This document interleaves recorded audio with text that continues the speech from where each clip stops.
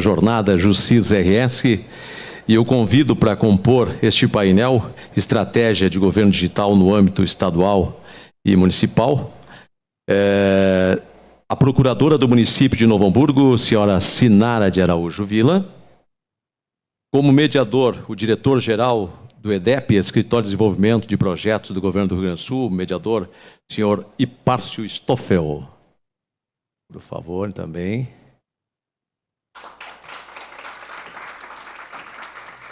O bom é que no segundo dia não precisa nem pedir palmas, né? O pessoal já aplaude espontaneamente.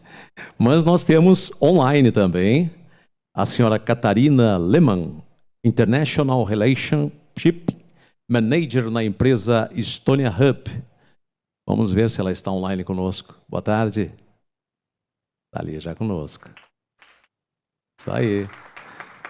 Senhor e senhoras, o palco é de vocês.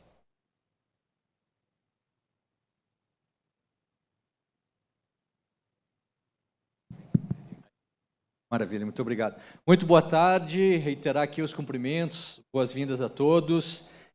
Estamos repetindo aqui uma fala, né, um momento, uma oportunidade de reencontro. Queria aproveitar para agradecer também a Junta Comercial e seus parceiros aí pela oportunidade de conversarmos sobre um tema tão importante. São estratégias de governo federal em diferentes esferas de governo, né, sejam elas municipais, estaduais ou mesmo federal, e como isso se aplica, como está, né, associado aí aos nossos esforços no âmbito de políticas públicas, mas também um olhar muito dedicado, né, ao exercício da prestação dos serviços, né, ao cidadão. Então, com muita alegria aqui encontramos, né, de maneira virtual, já que é governo digital, precisava ser híbrido, né, Sinara? A gente já tinha que quebrar um pouco os formatos aqui, né? Então, a Catarina, que representa uma fala muito importante de um olhar a partir do que poderíamos chamar de boas práticas, alguns referenciais, experiências outras, né, que poderiam servir de base ou até provocar uma reflexão para que tomássemos aqui as nossas decisões. Então, vai trazer um olhar de ponta, né, com relação a governo digital. Não vou falar tudo para não dar o spoiler, né? E a Sinara, super entusiasta, né, desse tema, parceira também de vários debates, apaixonada pelo assunto. Participamos também de outras iniciativas que decorrem, né, dessas agendas de governo digital, no âmbito do executivo, pensando outras esferas também, em âmbitos municipais, inclusive, que representa também, né, um esforço bastante importante no município de Novo Hamburgo. E eu, então, o IPA, né, Hipárcio, vou compartilhar algumas dicas, algumas ideias no que tocam as questões relativas à experiência do Executivo Estadual, no âmbito da estratégia que chamamos de rs.gov.br, e aí misturando todos esses temas aqui para compartilhar algumas leituras com vocês. Então, de imediato, Catarina, quero te dar as boas-vindas, né, agradecer mais uma vez aí pela disponibilidade e conceder a palavra aí para que tu possa compartilhar conosco, né, boas práticas que possam também servir de insight aí para as nossas reflexões. Bem-vinda. Muito obrigada. Vocês me escutam bem? Então perfeito. Bom, estou muito feliz de estar de novo compartilhando esse palco com vocês. Queria estar presencialmente dessa vez, mas acabei de voltar da Estônia, não consegui conciliar muito bem a agenda, mas ainda bem que está dando para fazer virtualmente. Deixa eu compartilhar minha tela aqui. Opa. Acho que vocês devem estar vendo. Vamos ver. Agora sim. Perfeito. Então, eu vim aqui mais para compartilhar um pouquinho das boas práticas da Estônia com vocês. A Estônia, para quem não conhece, é um país bem pequenininho lá da Europa, é um dos países bálticos. Eu até estava lá até ontem, então a gente estava fazendo uma imersão na área de educação.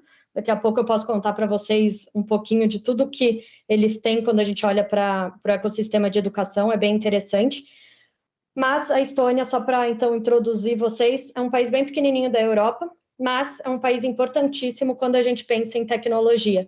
Então é sempre bem interessante eu também estar junto das jornadas de vocês, justamente para apresentar todas essas qualidades que a Estônia tem, e para a gente conseguir adaptar e trazer um pouquinho desses benefícios para o Brasil. A Estônia, então, como eu falei, é um dos países bálticos, é um país pequeno, tem só 1,3 milhões de habitantes, mas é considerado hoje o país mais digital do mundo, é considerado Vale do Silício da Europa. Quando a gente pensa em governo digital, é uma grande referência, então ela está em primeiro colocado nos rankings. Então é um país pequenininho, mas bem interessante de vocês cada vez estarem mais próximos. E o Brasil, em geral, está cada vez mais próximo da Estônia. Então tem alguns estados brasileiros que hoje em dia já estão implementando tecnologias estonianas. Eu posso mostrar para vocês um pouquinho mais para frente também. Tallinn é a capital, é a maior cidade lá da Estônia, com 400 mil habitantes. A Estônia é parlamentarista, então ela tem um chefe de Estado, ela tem um chefe de governo. O que é bem interessante para a Estônia, e que acaba na Estônia, né, e que acaba sendo interessante para municípios, é que a Estônia ela não tem o nível estadual, então ela tem o governo federal, e aí já passa direto para as prefeituras e tudo mais, então acaba sendo interessante. A moeda, a Estônia, né, faz parte da União Europeia, então a moeda é o euro, faz parte da OTAN, o que hoje em dia muitas pessoas me perguntam, afinal, a Estônia faz ali fronteira com a Rússia também.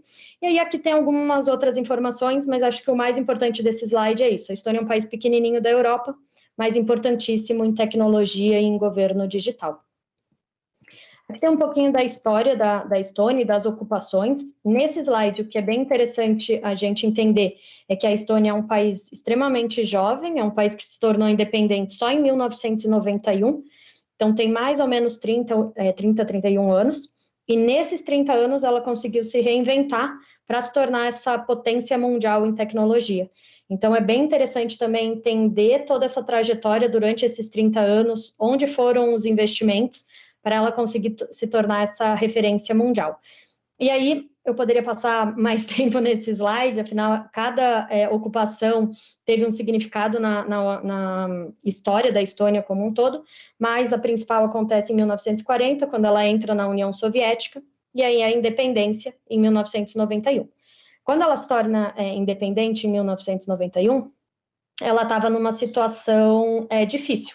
Então, ela precisava se reinventar de uma maneira rápida. E aí, ela decidiu investir em alguns tópicos principais. Então, ela gosta de dizer que existe como se fosse uma fórmula para fazer essa transformação digital de uma maneira tão rápida.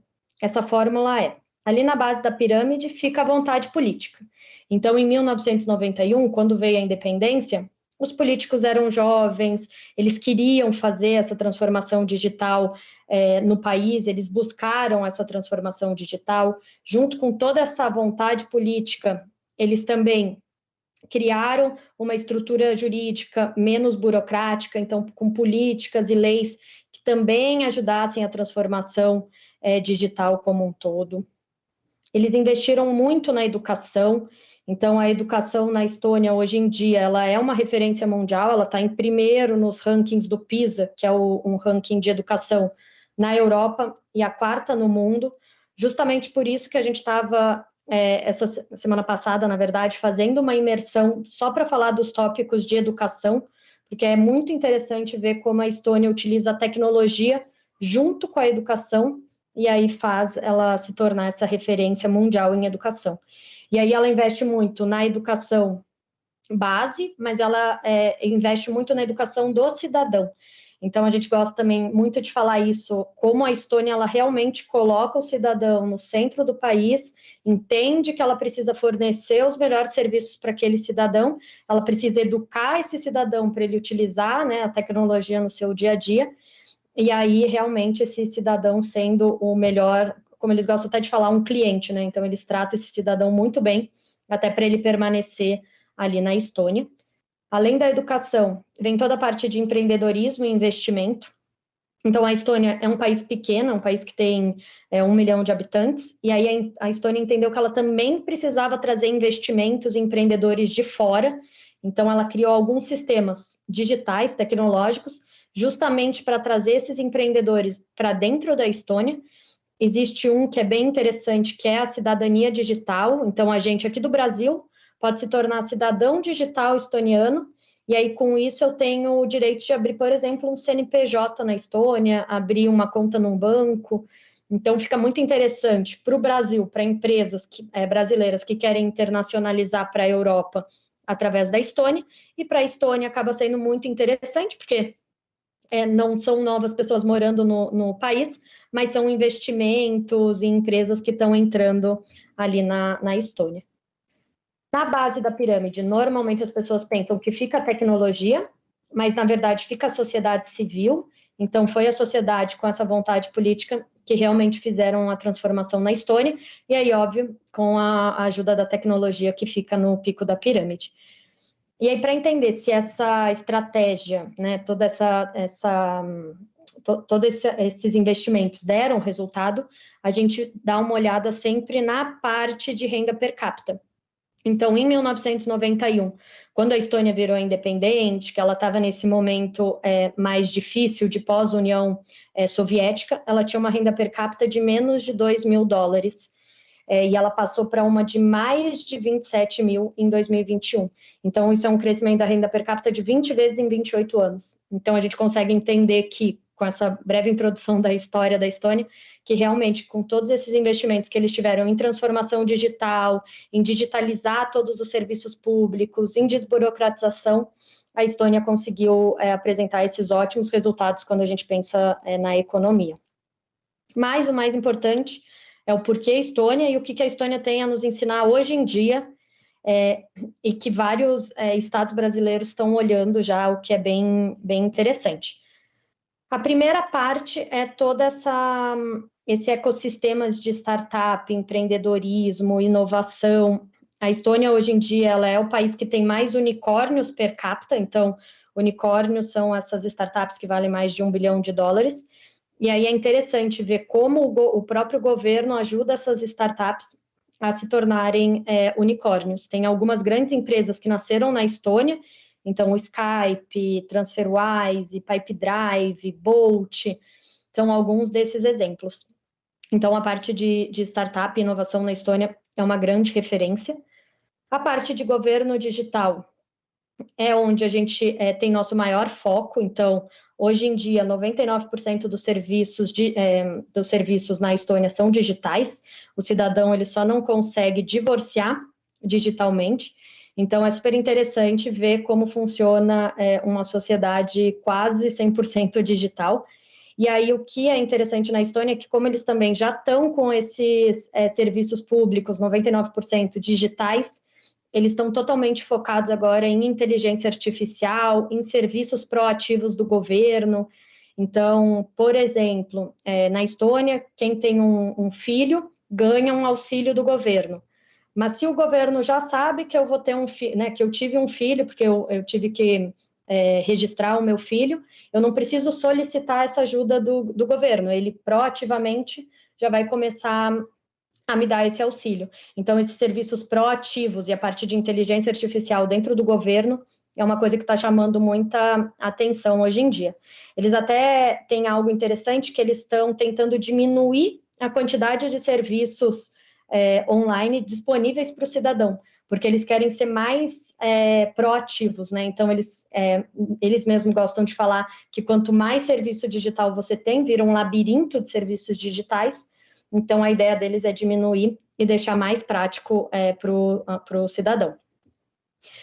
Nos próximos slides, eu vou falar um pouquinho mais sobre o ID, o X-Road, que são os grandes sistemas de governo digital da Estônia, mas eu falo no próximo slide. Aqui, além desses dois tópicos, a gente fala um pouquinho de empreendedorismo, justamente por conta do e-residence, que é essa cidadania digital. Então, você pode, aqui do Brasil, se tornar cidadão digital estoniano e ter acesso a todos os sistemas digitais que eles têm. A parte de saúde e educação são dois outros temas de referência na Estônia, muito por conta da digitalização. Então, o que é muito interessante, tanto na saúde quanto na educação, é o cidadão ter todo o seu histórico. Então, se você vai em diferentes médicos, em diferentes hospitais, em diferentes clínicas na Estônia, aquele médico vai ter todo o seu histórico médico.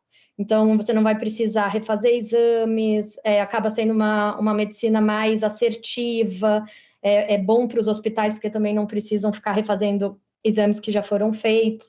Então, na área da saúde é muito interessante justamente todo esse histórico e ser tudo digital. Quando a gente pensa na educação, é a mesma coisa. Então, se você muda de escola, se você precisa de algum dado da educação, vai estar tudo compilado no mesmo local. Indiferente se você estuda numa escola pública ou numa escola privada, a mesma coisa na saúde, indiferente se você vai num médico público ou privado. E aí, na educação, além de toda essa parte da tecnologia, eles também têm alguns tópicos interessantes, como autonomia para os professores, capacitação de professores, o que é algo muito interessante, técnicas de avaliação bem inovadoras. Então, essa área de educação também é um tópico bem relevante lá na Estônia. Falando mais de...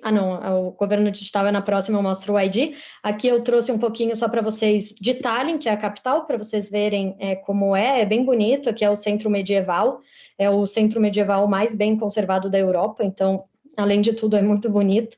E eles têm algumas tecnologias já em operação na cidade, então eles têm um ônibus autônomo, um ônibus sem motorista já em operação, você consegue andar nesse ônibus sem motorista.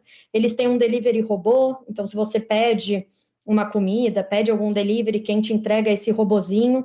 É super interessante, porque você anda na cidade e ele tá andando do seu lado também. E aí aqui são as grandes tendências da Estônia, principalmente quando a gente pensa em governo digital. Essa aqui é o ID deles, então é um número de identidade deles. É um cartão único, é um número de identidade único, mais ou menos como vai ser aqui no Brasil. E aí dentro desse ID tem todos os dados da vida daquele cidadão.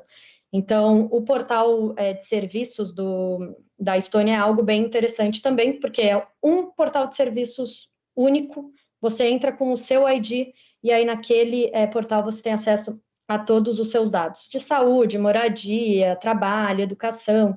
Então, é realmente muito prático para o cidadão. Aqui eu trouxe para vocês o cartão da cidadania digital, então é o e-residence, só para vocês verem como é que funciona. Ele tem um chip, você conecta nesse pendrive, e aí conecta no computador, e aí você já consegue ter acesso a todos os serviços digitais estonianos. E aí, por último, e muito importante, é o X-Road, que é o sistema de interoperabilidade.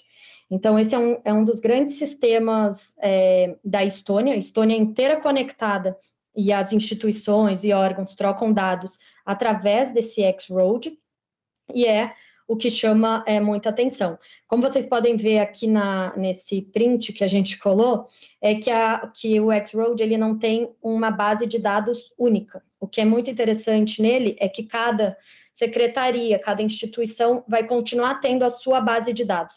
O X-Road ele vai lá, pega o dado de cada base de dados e consegue trocar entre as bases de dados, o que acaba sendo bem interessante. Acho que é isso num bom resumo. Esse X-Road é muito interessante porque já tem alguns estados brasileiros implementando, então o Piauí e o Mato Grosso são os dois estados que já estão implementando o X-Road. Tem alguns outros estados já em negociação, então é legal ver essas tecnologias estonianas chegando cada vez mais próximo aqui do Brasil. A gente, como Estônia Hub, nosso grande foco é conectar Brasil e Estônia. A gente conecta em diferentes frentes, então educação, saúde, governo, inovação. E a ideia é realmente que vocês conheçam todas esses sistemas com muito mais detalhe na prática, e aí vocês conseguem adaptar e a gente dá todo o auxílio para vocês também conseguirem implementar nos municípios, no estado, ou onde for do interesse de vocês. A gente já levou esse ano mais de 200 brasileiros para a Estônia, a grande maioria representantes estaduais. A gente tem uma próxima imersão agora dia 15, tá bem próximo, mas quem tiver interesse em se conectar com a Estônia, em ter mais informações, eu fico à disposição para dúvidas, né? Mas eu também deixo o meu contato aqui, se alguém quiser saber mais sobre essas imersões, ou se alguém quiser alguma conexão específica com a Estônia, e aí eu consigo ajudar nesse meio do caminho. Acho que é isso, num bom resumo. Deixa eu parar de interromper, deixa eu interromper aqui, prontinho. Maravilha, obrigado Catarina, sempre bom te ouvir e conhecer cada vez com mais detalhes assim, essas experiências. bacana da tua apresentação, que nos mostra uma espécie de um horizonte, assim, né? Práticas que guiam muito das nossas decisões, das nossas estratégias, de certa forma até onde dá para chegar, né? E uma coisa bacana da tua fala, assim, que traz para a nossa reflexão, é que a gente não está falando de tecnologia puramente, né? A gente está falando de servir, a gente está falando das pessoas, está falando do cotidiano, né? Como a gente se identifica, o que tem à disposição, como somos, e aqui vários parceiros, né, de serviço público, né? Como somos atendidos, percebidos, né, enquanto cidadão. Então, é uma demonstração de como o digital, né, está a serviço das políticas públicas para mais e melhor servir as pessoas, né? Eu acho que essa mensagem que tu traz, assim, é bastante importante. Então, mais uma vez, obrigado, Catarina. E aí eu já vou te fazer uma provocação, Sinara. Então, a gente foi para o outro lado do mundo, né? Aqui com a ajuda da Catarina, vendo, né, o estado da arte e como a gente pode ler isso do ponto de vista assim, local, né? Essas nossas boas experiências, né, aqui locais e regionais, nessa jornada da transformação digital, e queríamos te ouvir com a experiência de Novo Hamburgo, né, minha cidade natal, né? Como isso não foi combinado, mas enfim, preciso registrar, né? Obrigado. Então, eu queria te ouvir um pouquinho com relação à experiência, então, de Novo Hamburgo, que é a tradução, né, muito do que a Catarina traz, para uma versão, vamos assim dizer, local. Boa tarde, bem-vinda. Boa tarde, Párcio. Boa tarde a todos. É uma honra, uma alegria e uma emoção estar aqui em mais na 12ª jornada Justiça RS de interiorização, e eu quero manifestar a minha alegria, meu agradecimento por estar na acolhedora capital nacional do espumante, no mês em que completa 123 anos de emancipação. Garibaldi, cidade histórica, marcada pela preservação do patrimônio cultural. Garibaldi, sede da maior festa de rua da Serra Gaúcha, Garibaldi Vintage. E também cidade do enoturismo, da hospitalidade, do acolhimento, da beleza das ruas e das pessoas. Cidade de destaque, né, na educação do seu povo, na gastronomia, na cultura, no trabalho, no turismo. Cidade empreendedora e acolhedora. Cidade inteligente, gestão eficaz, secretário. As palavras da abertura do evento proferidas pelo secretário de Empreendedorismo e Inovação já antecipam a minha fala. Desburocratização, inovação, transparência e tecnologia. Saúdo a cada um, a todos que estão nos ouvindo e não vão nos ouvir depois, na pessoa da presidente, doutora Lauren de Vargas Mombarra, a primeira mulher presidente na história da Junta, nossa idealizadora da jornada que ocorre hoje em Garibaldi.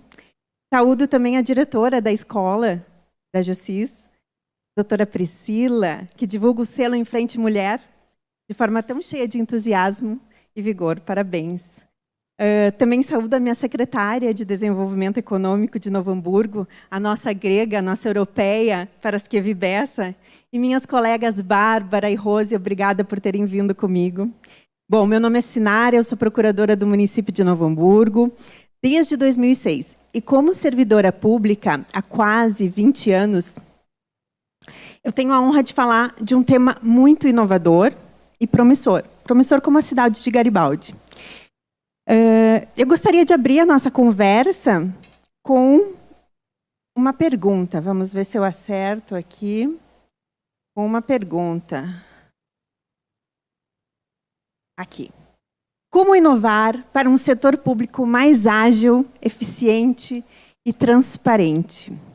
Bom, saí da Procuradoria esse ano e passei a trabalhar junto com a secretária Paraskevi na Secretaria de Desenvolvimento Econômico e estou aprendendo muito. Então, por isso, entendo que para isso precisamos de um Estado empreendedor, proativo, um Estado ágil, um Estado inovador.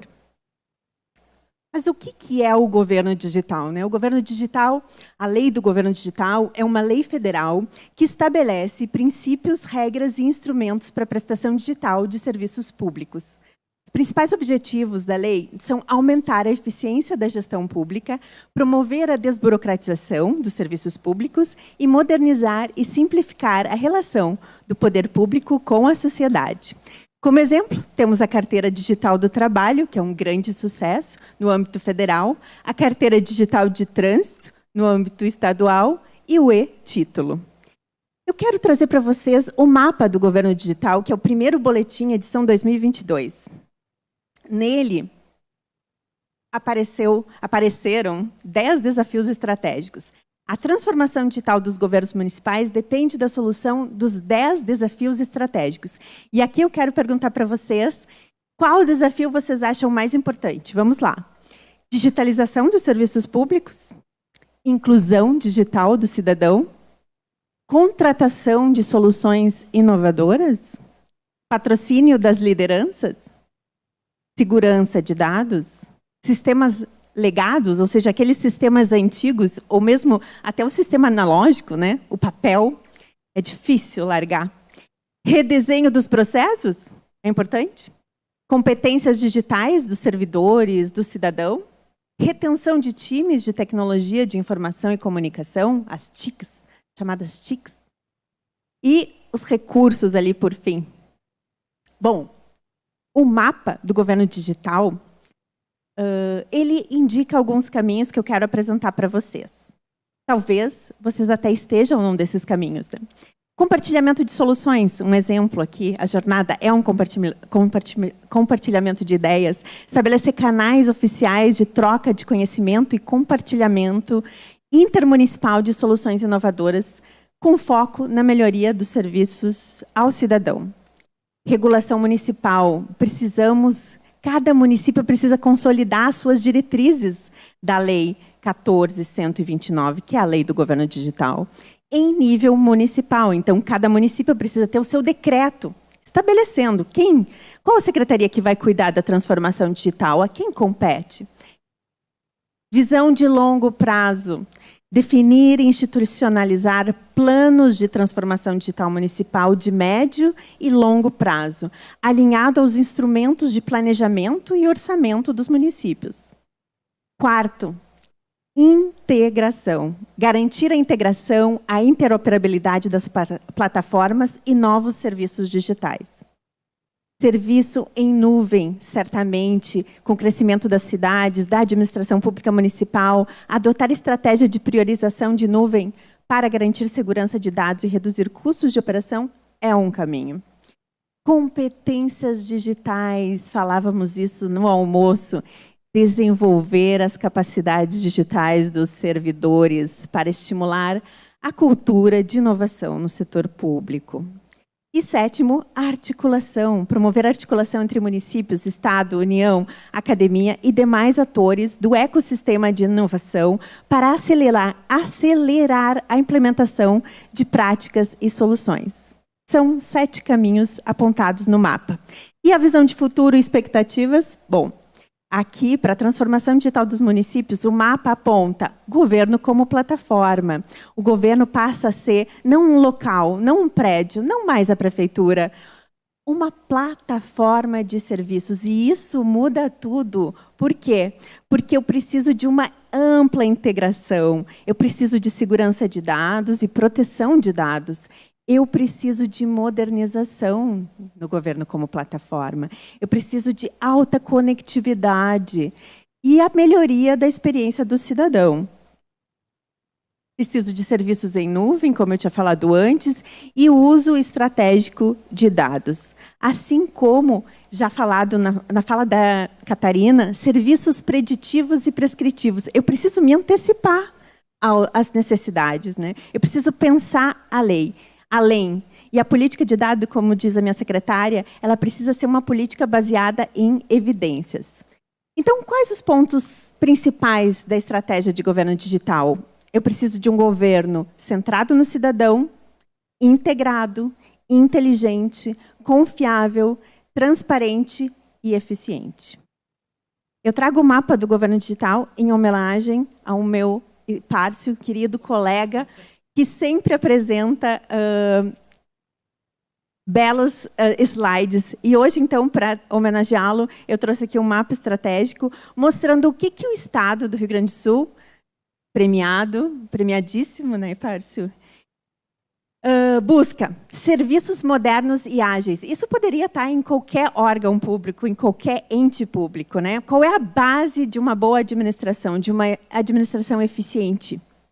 Serviços públicos modernos e ágeis, Estado competitivo e sustentável e uma sociedade próspera. E tudo isso se baseia em um desenvolvimento empreendedor, onde ali vocês podem ver, no primeiro item, agilizar as soluções ao cidadão por meio do governo digital. Fortalecer o desenvolvimento regional, fomentar a nova economia e promover a inovação em setores tradicionais, adequar o modelo tributário com foco na competitividade, fomentar um ambiente de negócios mais ágil e simples, reduzir custos logísticos e de transporte e melhorar a infraestrutura. Para quê? Para uma sociedade com qualidade de vida e através de uma gestão e uma governança para um Estado sustentável. Também trago a jornada do cidadão, os serviços digitais na vida do cidadão. Eu gosto muito dessa imagem porque ela mostra o quanto necessitamos de serviços ao longo da vida e como é importante tudo estar mapeado. A revisão do governo digital do Brasil, feita pela OCDE, a Organização de Cooperação para o Desenvolvimento Econômico, aponta os seguintes princípios para o governo digital: abertura e transparência, inovação, compartilhamento da capacidade de serviço, foco nas necessidades dos cidadãos, simplicidade, governo como plataforma, como já falamos, e participação social e controle mais efetivo, segurança e privacidade, priorização de serviços disponibilizados em meio digital, sem prejuízo ao serviço presencial, que também acaba sendo afetado pelo serviço digital, porque o digital precisa de um design desde o início digital, e isso favorece o serviço presencial. Então, o que nós queremos com a governança digital? Queremos valor público. Em quê?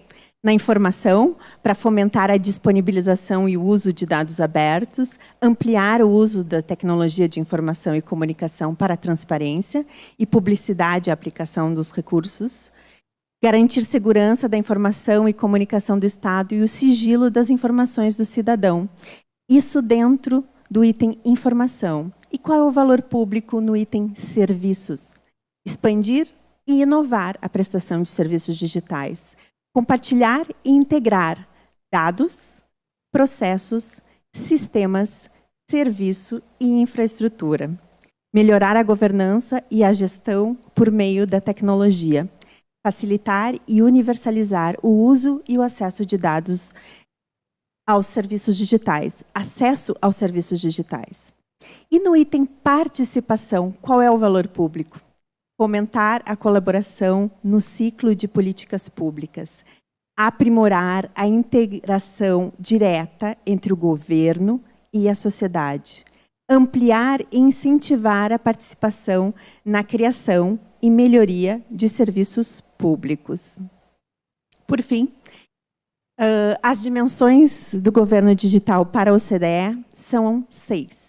Governo conduzido pelo usuário, então não basta ter o foco no usuário, mas o governo digital precisa ser conduzido pelo usuário, ele tem que ter a possibilidade de participação, de atendimento às suas necessidades, tanto pessoas como empresas precisam estar em constante atendimento, né? O governo ser proativo, como vocês viram na fala da Catarina. Na Estônia, já está havendo um decréscimo dos serviços digitais. Por quê? Porque o Estado já passa a ser proativo. Ele já manda o aviso, né? Então, não precisa você procurar. Não precisa ser um reativo, mas sim proativo, né, Párcio? Governo orientado por dados. O governo digital é um governo de concepção digital. Eu preciso pensar de forma digital. Então, novos desenhos de serviços públicos, ou serviços públicos redesenhados e melhor compreendidos. Governo como plataforma, já dito aqui incansavelmente. Governo orientado à abertura de dados como padrão, para justamente oportunizar que o setor privado se utilize dos dados para o desenvolvimento de novos negócios, de uma melhoria no ambiente de negócios. Então, eu chego ao final da minha apresentação indicando competências do futuro. Para quem? Para todos nós. para o cidadão, para o servidor, para o gestor. Precisamos de adaptação e flexibilidade. Precisamos de resolução de problemas. Precisamos da competência de resolução de problemas. Competência em dados, boa comunicação, inteligência emocional, habilidades em tecnologia, pensamento crítico, criatividade. E, claro, liderança e colaboração como base. Quais são os pilares da transformação digital? Então, pergunto para vocês. Pessoas, pessoas e pessoas. E Párcio, como o Párcio falou no início, os usuários querem uma entrega de valor no serviço público, as pessoas, os servidores precisam de capacidade técnica e os líderes, eles precisam ter legitimidade para acreditar e fazer. Eu termino com uma frase do Ciro Avelino: tecnologia não muda o mundo, tecnologia ajuda as pessoas. Pessoas mudam o mundo. Muito obrigada. Muito bom. Obrigado, Sinara. E bacana como dialoga bastante com a apresentação da Catarina, né? Assim, de um lado, a Catarina trazendo reflexões, vamos dizer assim, o estado da arte, né? Quase que mostrando assim, onde a gente consegue chegar. De outro lado, tu compartilha não só a experiência, mas referenciais, né? Bibliográficos, enfim, estudos que dão base para ajudar na nossa tomada de decisão, ajudar a guiar as nossas decisões e as nossas implementações. E acho muito bacana também algo que tu trouxeste, que é o aspecto legal e normativo. Parece que a norma, leia-se a lei, o decreto, a portaria, a instrução normativa, enfim, é contrário ao desafio da digitalização ou não incentiva a digitalização, né? Lembro que em março desse ano estávamos em um debate exclusivamente sobre isso, né? Digitalização e regulamentação. E aí, né? E usando a experiência do rs.gov.br, a gente percebe, e como um dos líderes dessa estratégia, muitas e muitas vezes nos utilizamos do sistema normativo como forma de impulsionar a mudança para o digital. Vou dar alguns exemplos. Aqui a Catarina trouxe a questão da carteira de identidade, né? No Brasil está em implementação, né, a nova carteira de identidade digital. O Rio Grande do Sul é um dos estados pioneiros, né, na emissão desse documento. Hoje, todo cidadão com mais de 25 anos de idade, ao pedir o documento, já vai receber esse modelo novo, já integrado. E quando a gente conversa sobre isso, a identidade, o login, né, o portal de serviços, o governo como plataforma, sugere termos uma plataforma, um ambiente, rs.gov.br, e a identificação do cidadão nessa plataforma é o que a gente chama do login único, né? Eu estou contando essa história toda porque, em um dado momento, para dar a virada de chave, como a gente diz no popular, né, precisamos de um normativo, precisamos de uma indicação que orientasse os gestores e, ao mesmo tempo, desse segurança jurídica aos gestores para passar a adotar aquela nova prática no âmbito de política pública. Então, a norma, a lei, o decreto, elas não são inviabilizadoras ou travas. Se a gente conseguir ter, a partir de uma estratégia bem definida, ela serve como um instrumento para ajudar justamente a romper algumas barreiras. Nesse sintoma, eu achei muito legal e acho que é um tema importante assim, para as nossas reflexões. No tempo que permite aqui, eu queria também compartilhar no âmbito do rs.gov.br, aí eu já repeti isso 2 ou 3 vezes, vou repetir no mínimo mais 10, faz parte da estratégia, né, de divulgação, o rs.gov.br, que é o portal que integra todos os serviços digitais do Executivo Estadual. Hoje são 739 serviços, 94, já um spoiler, estamos batendo 95% desses serviços já são digitais, sendo que 77 inteiramente digitais. Inteiramente digitais. Hoje, o Rio Grande do Sul, e é uma notícia boa para todos nós gaúchos, né, é um dos estados com um dos maiores, se não o maior índice de digitalização de serviços ao cidadão, focando o cidadão por meio desse portal, que tem uma característica de ser um ambiente responsivo, ou seja, se você precisar do Estado para algum tipo de serviço, basta lembrar rs.gov.br e de pronto abre uma lista de 739 serviços já digitais a vocês, independente do dispositivo que estejam usando. Não precisa nem baixar aplicativo. A página se ajusta. eu quero o desktop, eu quero o notebook, eu quero o tablet, eu quero o smartphone, só não tem para o relógio ainda, né? Mas o que precisar, o ambiente digital se molda à experiência que o cidadão quer utilizar. E eu pego um gancho no que a Sinara e a Catarina trouxeram, que não basta digitalizar, o digital não é o digital pelo digital, né? É o digital como uma estratégia de mais e melhor atender o cidadão. E isso é mais do que simplesmente disponibilizar o digital. Né? Para que sejamos eficientes, eficazes na perspectiva digital, nós temos que proporcionar uma experiência diferente, uma experiência nova. A gente costuma dizer, no âmbito da estratégia de governo digital rs.gov.br, quinta vez, inclusive este é um documento disponível no próprio portal para quem tiver interesse em conhecer como a gente vem desenvolvendo isso desde 2019, né? Nós buscamos muito uma lógica de ressignificar a relação do Estado com o cidadão, ou seja, entender o digital como uma ferramenta, um instrumento, um ambiente, uma oportunidade para aproximar o Estado do cidadão ou vice-versa, mas fundamentalmente para que as pessoas tenham não só o sentimento, mas saibam, tenham uma segurança de que quando eu precisar de um serviço do Executivo Estadual, por meio desse portal, por meio desse canal, também o encontra. Eu vou falar o também porque não é exclusivamente pelo digital. E aí se soma uma experiência que a Catarina trouxe e a figura de experiência que a Sinara compartilhou agora. A perspectiva do digital, ela não é concorrente ou substituta do presencial. E aí nós usamos uma figura de linguagem, isso não é de autoria, enfim, do RS-Gov.br, é do phygital, né? A combinação do digital e do físico. Isso significa que, se estamos focados na experiência, não é exclusividade por um canal ou por outro, mas qual o melhor conjunto para que possamos oferecer possibilidades para que o cidadão eleja a melhor forma de se relacionar e obter aquele serviço. Então, quando a gente fala na figura do phygital, inclusive é pensar novas formas do atendimento presencial também. E aí eu vou dar um exemplo. As nossas lojas do Tudo Fácil, né, que um spin-off super importante, Tudo Fácil Empresas, abertura de empresas em até 10 minutos, né? Eu vi que a Estônia ainda está com 2 horas, Catarina, podemos exportar essa tecnologia, né? Não é isso, Laura? Eu gosto de em até porque é menos, né? É até 10 minutos, podendo ser menos, né? Na prática é menos, mas a gente fala até 10, né?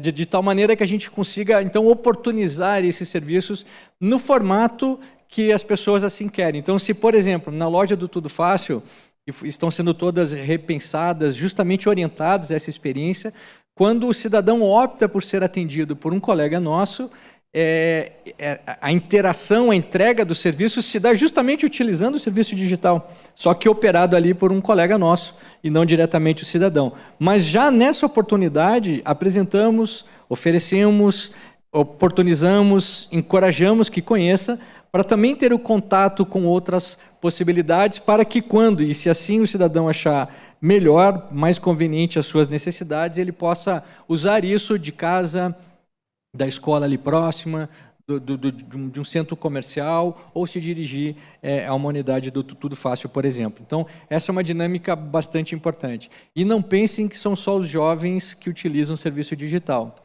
É super interessante. Nós monitoramos isso com base em estatística, e a minha faixa etária, por exemplo, que já passa dos 50, é um usuário hard. Usa muito, usa bastante, de verdade usa bastante. Eventualmente, se tiver opções, eu até posso, pela comodidade ou alguma característica, buscar outro formato. Mas o digital, ele vem como uma plataforma de governo, porque ela é sólida do ponto de vista da transformação no que toca melhorar a experiência com o cidadão. Mas eu gostaria, nesse tempinho que resta, compartilhar 3 dicas inspiradas, né, nessa experiência do rs.gov.br, 7ª vez, eu preciso bater 10, 7ª vez, né, que a gente tem passado ao longo desses anos. A primeira consideração é que, ainda que eu esteja citando 2019, isso começou muito tempo antes. Desde o tempo de começar as primeiras linhas de código, começar a pensar os primeiros serviços, criar infraestrutura.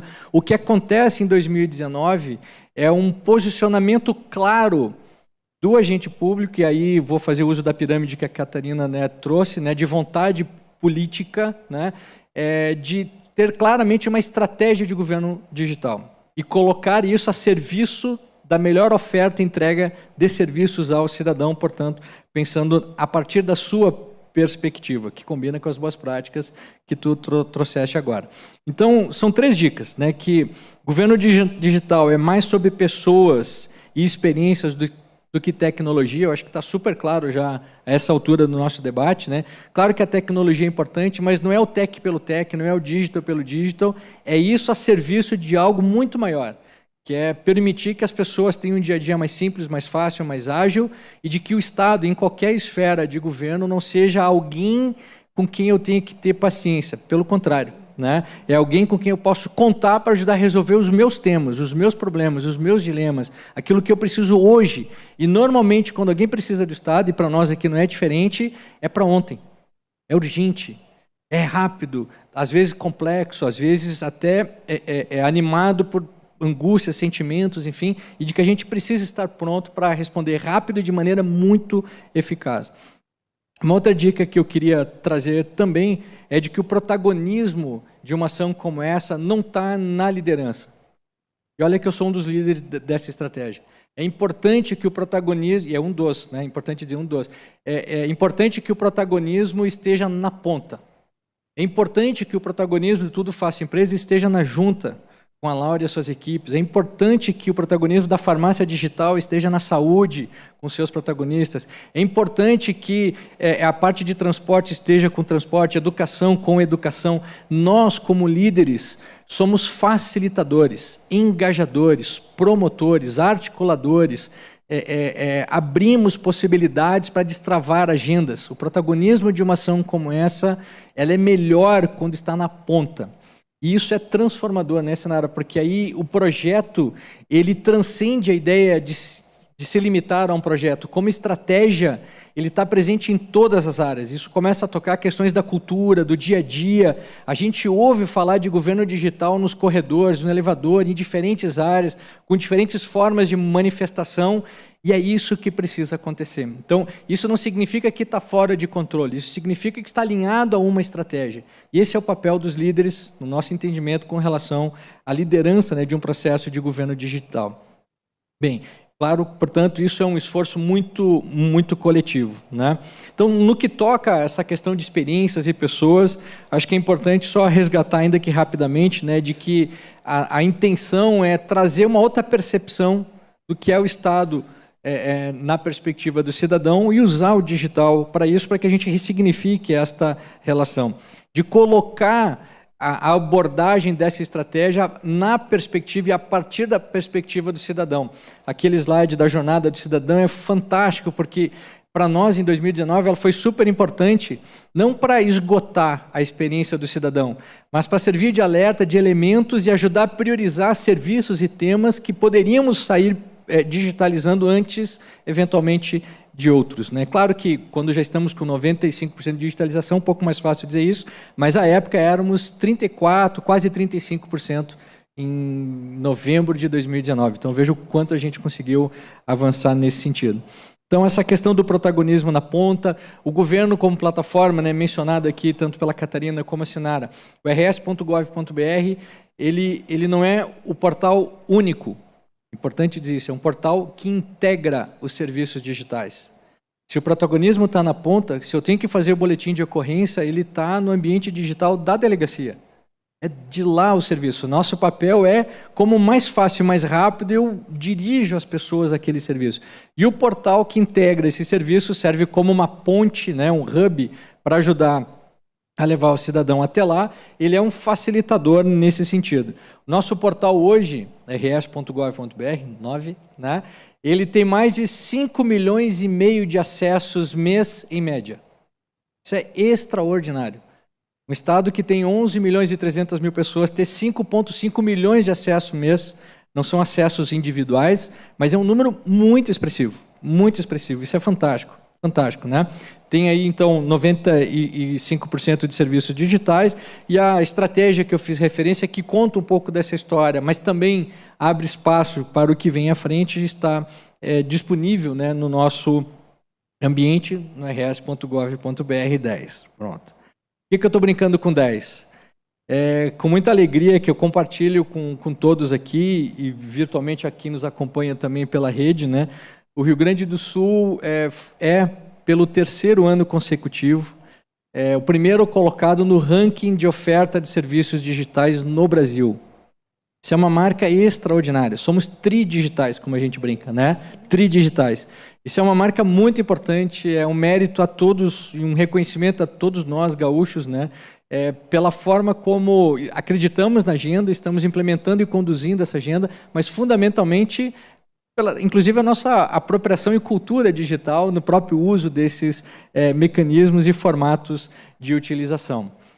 Ainda enquanto a gente encerra, soubemos esta semana, né, de que o rs.gov.br Oi? 10 está entre aqueles que se classificam como o top 3 do IBEST. Isso é extraordinário. E ainda mais, se me permite assim, a super franqueza, né? E é o top 3 acadêmico. Isso significa dizer que é um olhar criterioso, qualitativo, que busca sustentação, metodologia, estrutura, integração, estratégia, né? Então isso é fantástico. E por que isso também é bacana? Porque a partir dessas experiências estamos, e a Sinara é uma participante assim entusiasta, né, de projetos como o RS Digital, que tem por característica estar próximo dos municípios.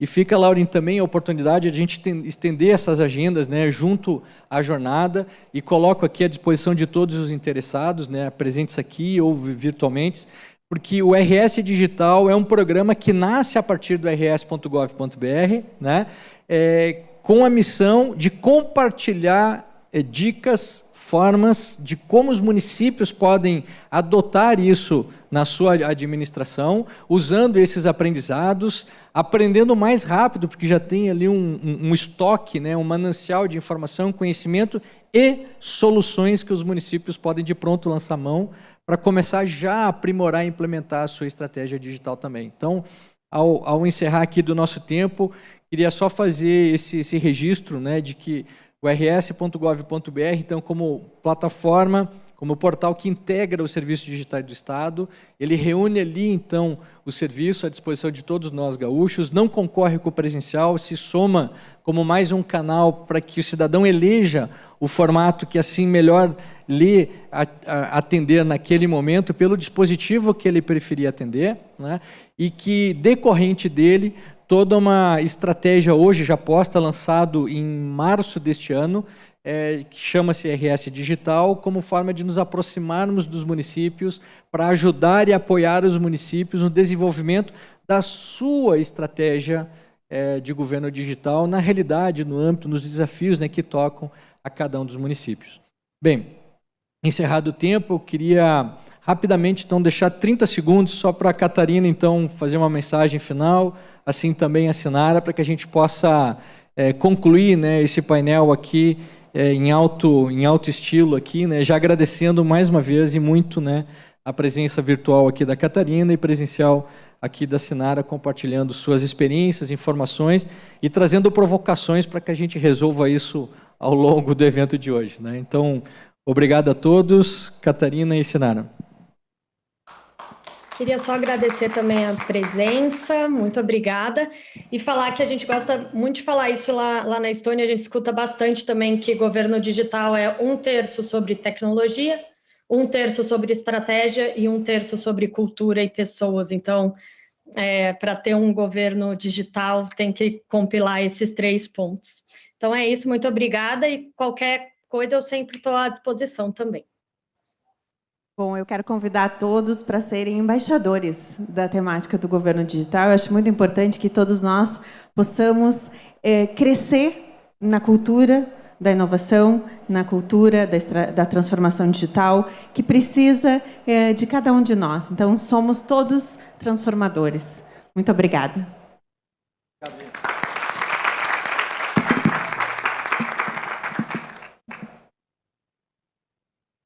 Gostaria de convidar a presidente, então, Lauren, para que suba ao palco e entregue uma lembrança aos nossos 2 debatedores deste painel.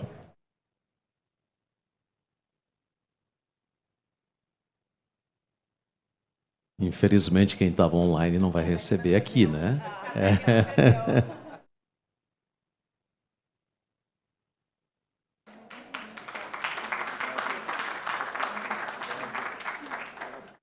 Posiciona para uma foto.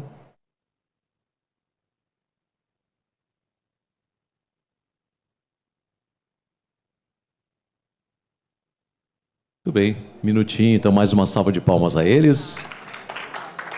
Um minutinho para arrumarmos o palco e irmos para o próximo painel, que falará sobre parametrização dos riscos das atividades para licenciamentos no integrador. É o nosso